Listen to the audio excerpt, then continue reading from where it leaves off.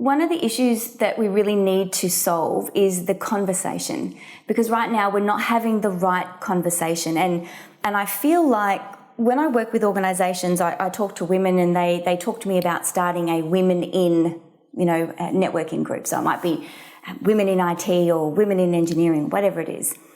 And there's always this conversation around it's women in group, but the men are always welcome. And guess who never shows up? The men never show up.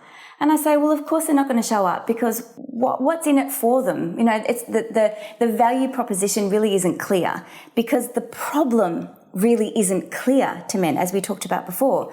What I'm noticing is I'm now hearing things from men like, another woman's thing. When do the men get an event? Because it's this feeling of there's all this investment in women and focus on women and women in leadership and all this special treatment for women, that men are starting to feel like special treatment for women means disadvantage for men. And this is an issue, not just because they feel this way, but because if they feel this way, they are not going to get on board with the conversation. And we need men in the conversation. We don't need enemies right now, and we can't have people polarizing when we actually need people to come together.